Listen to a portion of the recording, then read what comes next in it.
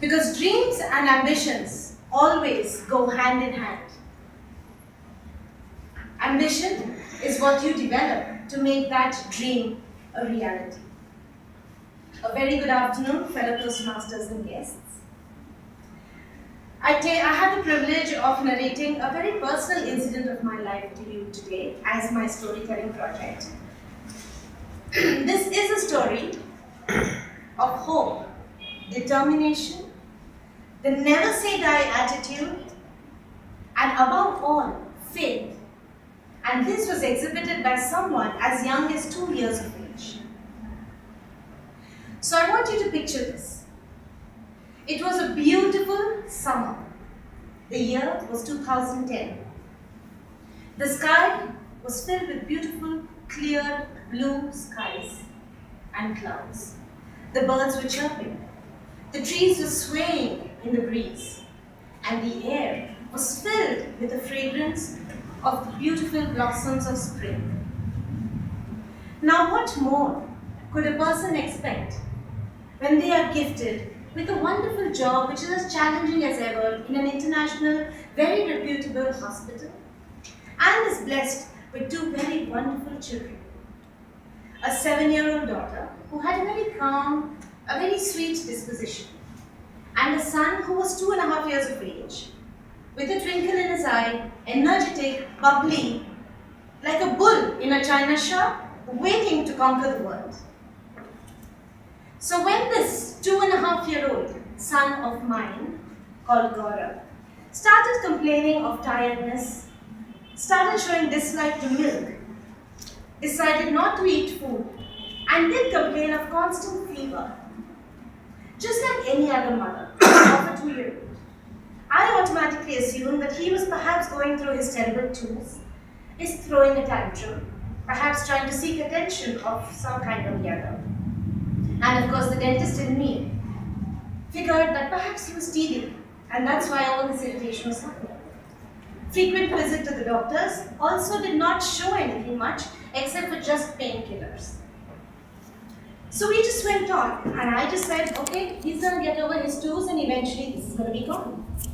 But one day, I received a phone from his daycare, and they reported that he had a fever the entire day and was rather listless, and requested that I come and take him once again to the doctor.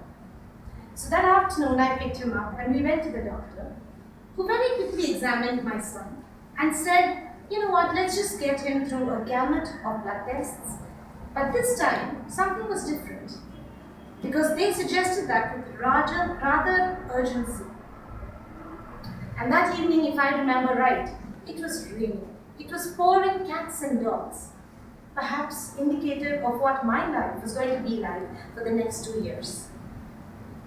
The next day morning, we received the blood reports. And sure enough, the diagnosis read acute lymphocytic leukemia. In layman's terms, that is called blood cancer. The diagnosis left me, as a mother, totally shocked and numb. Now the doctor in me was also rather stumped by this diagnosis, but the mother in me couldn't reconcile to this fact. Now the doctor in me knew that 1 out of 40,000 children are diagnosed every year with blood cancer, but the mom in me kept saying, no, this can't happen to my son. He's only 2.5. His life has just begun. The doctor and the mom, there was a huge conflict. We were locking horns because the doctor said yes, the mom said no. But then, before despair could set in, years of conditioning and training as a doctor luckily set right in. And the doctor in me realized then that I have to be objective and treat him just as I would any other patient and hope for success with his treatment. The mom in me said, yes, I need to be the pillar of support for my son. And so together, the doctor in me took the driver's seat and the mom in me sat patiently beside, and our 2-year journey began. With such a diagnosis, as is expected, we had a series of hospitalizations, a number of transfusions, chemotherapy to deal with. It was not easy to see a 2-year-old child who is always up and about running like a bull in the china shop to be strapped down to a cot with tubes going in and out of his body. A child who is used to playing in the garden, smelling the fresh air and the beautiful roses, was only smelling the stark disinfectant of the hospital room. And so we decided that this is a game we were all playing for 2 years. A game where blood transfusions was considered as tomato juice that his body was drinking.